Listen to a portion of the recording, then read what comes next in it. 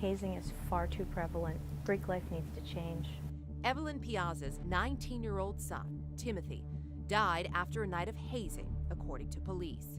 The Penn State sophomore was pledging Beta Theta Pi fraternity. It was supposed to be a dry fraternity. Yet on February 3rd, Piazza consumed excessive amounts of alcohol in a short period of time, a hazing ritual known as the gauntlet. Not long after, he fell down a flight of 15 steps into the basement, suffering serious injury. They killed him. They fed him lethal doses of alcohol, and they killed him. And then they treated him like roadkill, like a rag doll.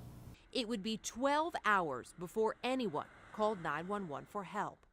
Timothy Piazza never regained consciousness. It looked like he got hit by a car. It was bad. Turning gray, being completely unresponsive, and even his posturing brain dead.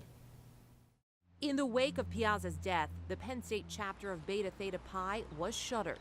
The university touting its, quote, zero tolerance policy when it comes to hazing, even if the person participating does so willingly. Yet almost immediately, questions arose about Greek life on campus, and not for the first time. On paper, that fraternity looked like a pretty good fraternity. It had a no hazing policy, a no alcohol policy. We all know now that that's not what that fraternity was or hasn't been for a long time. The chapter had already been disciplined twice, in 2009 after serving alcohol to minors, and again in 2013 when the fraternity violated the national chapter's alcohol-free housing ban.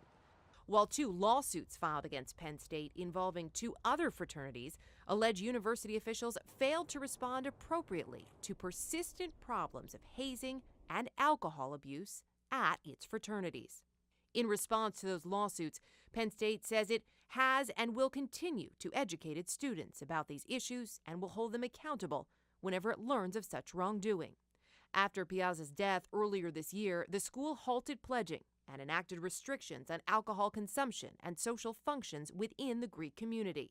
Gentry McCreary is a risk management consultant who works with fraternities and sororities. But we also need to think about the enforcement of those policies, and frankly, most colleges and universities don't do a good job of investigating and adjudicating lower-level hazing cases before they become very serious and result in injury or in this case, a very tragic and unfortunate and senseless death.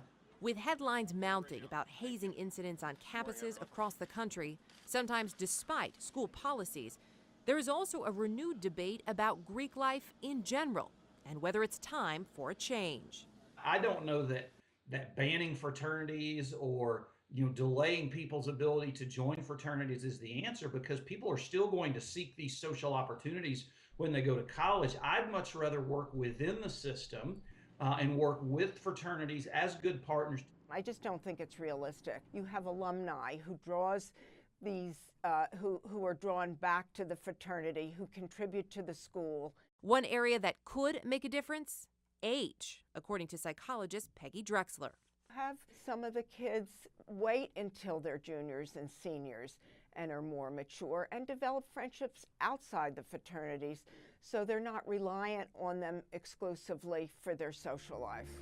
Older members may also be less concerned about the consequences of reporting hazing or worse. Why didn't anyone call? Where was your human decency? A question the Piazza family is still struggling with, as the men who were to be Timothy's brothers now answer questions about why he was left to die.